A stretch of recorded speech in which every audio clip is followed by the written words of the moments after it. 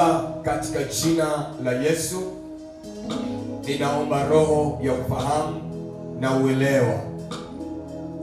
Neno lako ni moto, neno lako ni upanga, na kila linapotoka, Mungu, limebeba kutimiza mapenzi yako.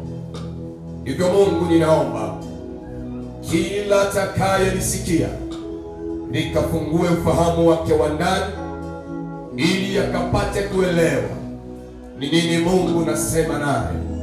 Nami ninaomba neema yako Mungu inifunike tena.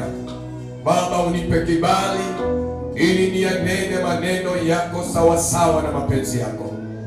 Asante Mungu wetu, kwa sababu uko hapa na uko tayari kusema na kila mmoja aliyeko hapa. Katika jina la Yesu Kristo naomba na kuamini, amen. Jina la Bwana libarikiwe.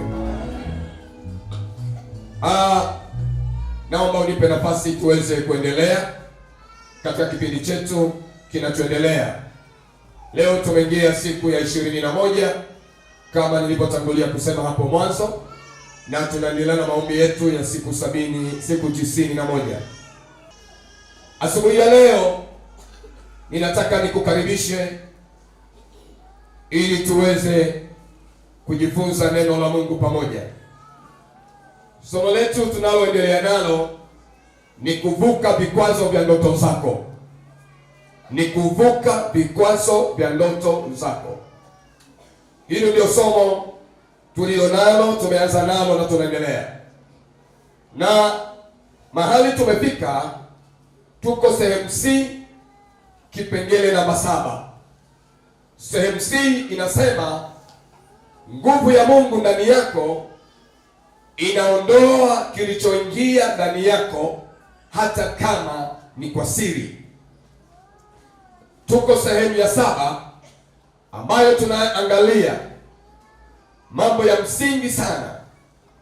Tulisema miongoni mwa vitu ambavyo vinaweza vikaingia kwenye maisha ya mtu na akashindwa kuelewa ni kushindwa kusikia na kuona kiroho. Kwa hiyo tulisema kuna watu ambao wao ni vipofu wa kiroho, hawaoni. Lakini tukasema kuna viziwi ambao hawasikii kiroho hata kama kimwili wanasikia. Sasa nataka tuendelee mbele kidogo leo. Tunaangalia matokeo au faida za macho yaliyofunguliwa. Leo tunaangalia macho yaliyofunguliwa. Namba 1 tuliona huona neno la Kristo na kuliamini. Kitabu cha Wakorintho wa pili 5:7 ilituongoza. Huliona neno la Kristo na kuliamini neno.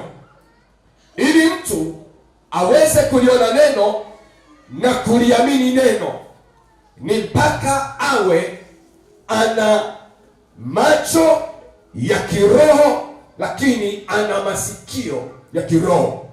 Asante Bwana Yesu. Lakini namba 2 tuliona huona mtego wa adui uliofichwa akautegua. Zaburi ya 119 mstari wa 18 ilituongoza. Lakini namba 3 tuliona macho yaliyofunguliwa huvaa moyo wa ibada na maombi. Zaburi 146 mstari wa 1 hadi wa 2 jana ilituongoza. Daudi anasema, haleluya, nitamuimbia Bwana ningali hai. Haleluya. Tuliona macho yaliyofunguliwa. Mtu aliye na macho yaliyofunguliwa amevaa moyo wa ibada na maombi. Sikiliza,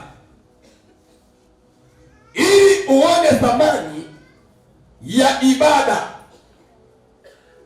ili uone thamani ya kumwabudu Mungu, ili uone thamani ya kuomba, ni mpaka uwe na macho ya rohoni. Macho ya rohoni ndiyo yanayoweza kukutazamisha ibada na ukaiona ibada, ndiyo yanayoweza kukuonyesha nafasi ya kuomba na ukatenga muda ukaomba. Watu wengi tumebaki na ibada moja ambayo ni ibada inajulikana. Kuna mtu mwingine amejiwekea kanuni, amebaki kwenye maisha yake na ibada moja ya Jumapili tu, na kuna mtu mwingine amebaki na maombi ya aina moja, amebaki na maombi ya kuombea chakula na maombi ya kuomba akalale. Amemaliza, hana ratiba nyingine.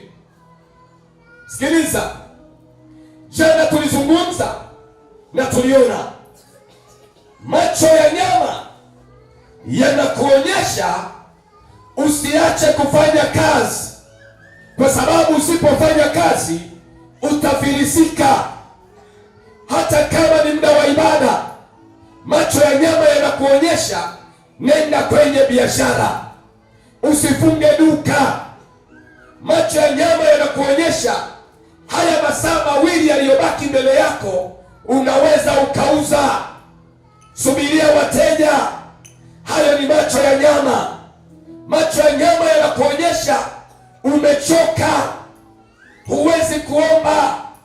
Ona, una mambo mengi, unadaiwa kodi, unahitaji karo kwa ajili ya wanafunzi na mambo mengine mengi.